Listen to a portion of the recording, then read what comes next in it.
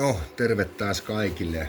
Nyt mulla on siinä pari putken pätkää. Tää on 1,5–2 millistä seinämältään ja nyt mulla on 55 virtaa tuolla koneessa ja mä katon, että miten alkaa onnaamaan tää homma, että kun joku kysyy ja sitten pukipajan kaveri sanoo, että kannattaa isompaa kaasulinssiä käyttää tai tätä suojaa, ja mä suurensin tonne. Mä ajattelin, että mä testaan tolla. Kyllä mä kokeilin tuolla pienelläkin. Mulla on täällä harjoituskappaleet. Sain ihan semmoista inhimillistä. Onnistuin tuolla pienemmällä sekä isommalla. Mutta tällä mä nyt yritän hitsaa ja katsotaan tästä. Mä vedän ekan niinku työntämällä ja sitten mä kokeilen vetämällä vetää kans.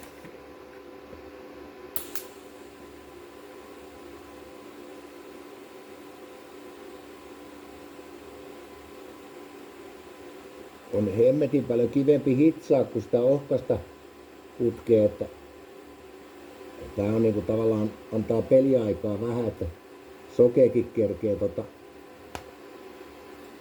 sokeekin kerkee vähän tekemään ja kokeillaan tohon sit vielä.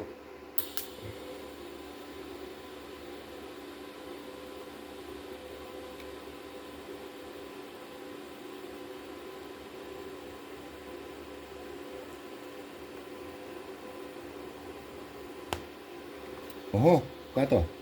Sokea ei huomannut tosta. Perkele, kun menee ohi.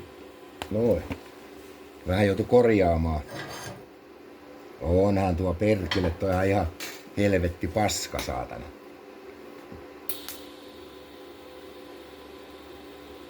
Kannattais varmaan mennä optikolla käymään. Niin kattokaa noita saumoja. Et ihan tommosia, tossa nyt joutuu sulattaa vähän enemmän, mutta toi ensimmäinenkin, niin kattokaa sitä. Siinä on niinku toi sauma, niin on ihan suht siisti, että on siinä joku kohta jäänyt. Mutta ei mitään, vedetään lisää. Nyt mä kokeilen vetämällä tuolla.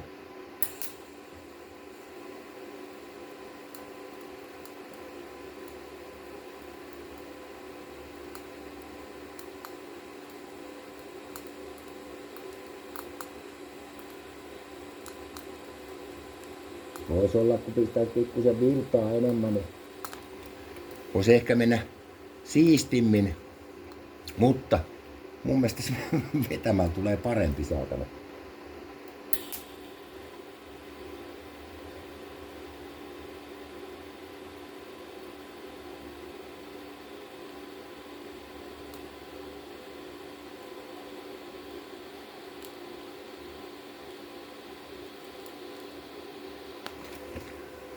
Noin. Nyt alkaa ole. Kahtokaa saumoja. Siinä on toi alempi sauma. Ja siellä on toi ylempi sauma. Niin, noi on niinku perkele siistin näköisiä jo noi saumat. Tää on niinku vetämällä tehty ja kyllä se niinku kattoo tonne sisään. On tullut läpi. Noikin on tullut läpi, mutta ei mitään, reenataan siitä vielä vähän ja mä sit näyttelen niitä, kun mä saan nyt vähän hitsattu. Noin, siinä on nyt se potilas. Ja tossa toi sauma on työntämällä ja kahtokaa. Se on työntämällä. Et nyt mä oon varmaan saanut aika lähelle noi virrat silleen kohtuulliseksi siististi palannut, ei ole lämmennyt hirveästi. Tuolla on nyt pieni jäänyt tommonen reikä, se on huolimattomuutta. Mutta tuollakin on ihan niinku perussiisti sauma. Ne oli työntämällä, mutta sit kattokaa näitä vetämällä tehtyjä saumoja. Ottakaa, kun mä saan vähän näkyvyyttä lisää. Niin kahtokaa noita.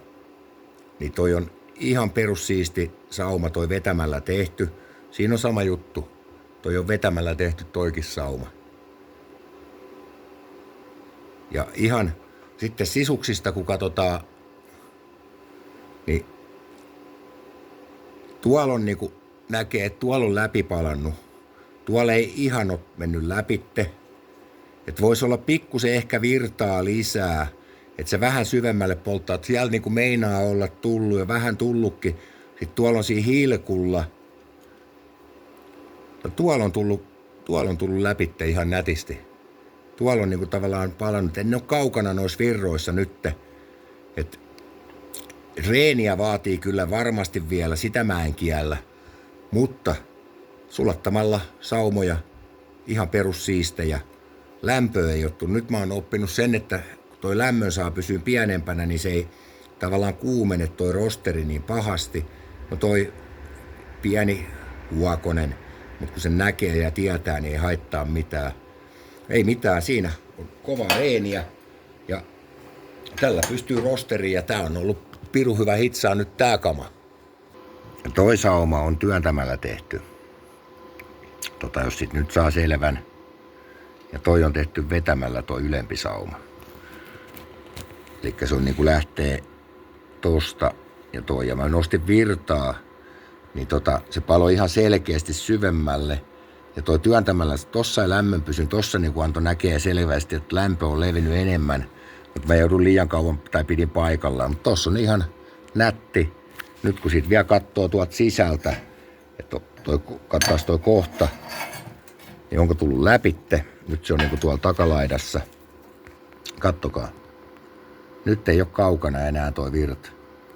Se on nyt hyvin lähellä mennään, että se alkaa oleen sitä aikaa, että jos nyt katsotaan, joo, se on tossa kohti.